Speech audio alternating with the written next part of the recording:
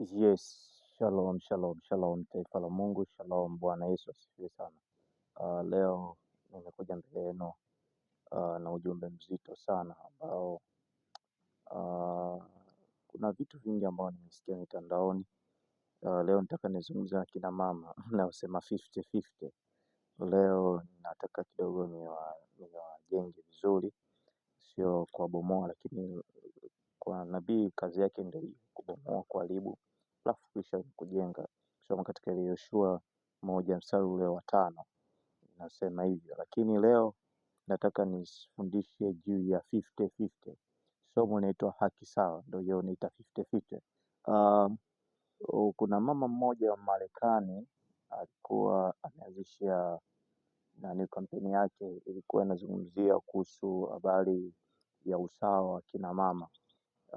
Sasa usawa wa namna gani? Na wakina mama wengi wa Kiafrika hawakujua lengo la yule mama, kwa nini anasema hivyo, kwa sababu kila mmoja na mapokeo yake vile ambavyo anavyotazama, umeelewa? Lakini leo nataka nikuibie siri. Kwa nini 50-50 au kwa nini haki sawa? Leo nataka niseme na nyinyi hapa uweze kunielewa, lakini kabla ya yote hujasubscribe channel yangu, naomba subscribe channel yangu ili unapata vipindi mara kwa mara ili kuweza kuwa karibu na channel hii. Okay, nitaenda kwa haraka sana. Kwa nini haki sawa leo? Okay, kwa nini haki sawa leo? Naomba utege sikio yako kwa makini uweze kuelewa kwa nini haki sawa leo. Lakini pia uweze kujua haki sawa inatokana nini na kwa nini waliplani kwamba haki sawa.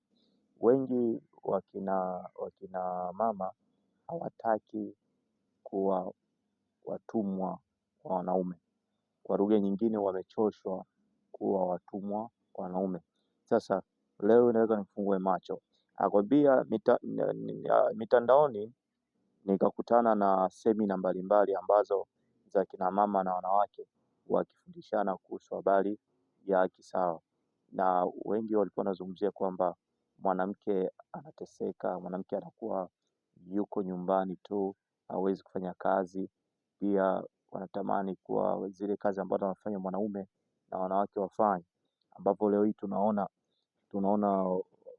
wapiga debe ni wanawake. Tunaona wananyanyua mpaka matofali na nini, wanafanya kazi ya wanawake. Sio mbaya, ila haimaanishi kwamba 50-50 ndo ilete dharau kwa mwanaume. Lakini sasa imepelekea mpaka kufikia wanawake kuwadharau waume zao, kwamba mwanamke anamwambia mume wake kwamba asiende kazini, akae, atamhudumia kwa kila kitu. Sasa na wanaume wengi sasa hivi wameona kama ni fursa, wamekuwa katika hali ya kubweteka. Sasa wametoka nje ya maandiko, na maandiko yamesema mwanaume atatafuta kwa jasho na mwanamke atazaa kwa uchungu. Ndio maana leo tumepata wanaita malio wengi kwenye hii dunia, kwa sababu hawataki kufanya kazi, kwa sababu tu wanataka wapate wakina mama ambao wanaweza kuwalea leo hii. Sasa nitaka niseme kitu kimoja. Hii haki sawa imeleta shida sana katika ndoa nyingi sana. Zimevunjika ndoa nyingi kwa ajili ya mafundisho hayo. Kwa hiyo tumeona kwamba ndoa nyingi zimevunjika kwa ajili ya mafundisho ya kisawa, na tutaenda mbele utaona kisawa inakuwaje. Mwanamke ni mtumwa wa mwanaume siku zote. Mwanamke ni mtumwa wa mwanamume siku zote, maana anatawaliwa na mume wake. Maana hata Biblia imeeleza nafasi ya mtawala kutawala vyote ni mwanaume. Kwa hiyo mwanaume amepewa haki ya kutawala vyote, pamoja na wewe mwanamke ambao unanisikiliza, au wewe mwanaume ambao unanisikiliza leo hii unatawaliwa na mke wako.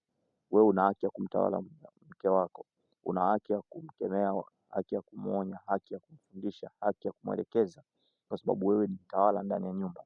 Lakini ukiona utawala umepinduliwa, basi ujue hapo wewe ndiye mwanamke kwenye hiyo nyumba, kwa lugha nyingine. Kwa hiyo tunaona vitu vingi sana na mambo mengi ambayo yanafanyika. Bwana Mungu akamtwaa mtu ili aende kumiliki. Ukisoma ile Mwanzo 2 mstari ule wa 15, tunaona mwanaume anapewa nafasi baada ya kuumbwa, anaambiwa sasa aende kumiliki na kutawala, lakini mwanamke hakuwepo hapo. Lakini sasa Mungu anaamua sasa, akaona kwamba Adamu yupo peke yake, anahitaji msaidizi, ndipo Mungu akampatia usingizi mkali, akamleta msaidizi ili amsaidie Adam. Kwa sasa ukisoma ile Mwanzo sura ya 2 mstari ule wa 21 mpaka 22, Mungu akampa usingizi mwanaume, sio mwanamke, maana mwanamke ni kiumbe kidhaifu. Umeelewa?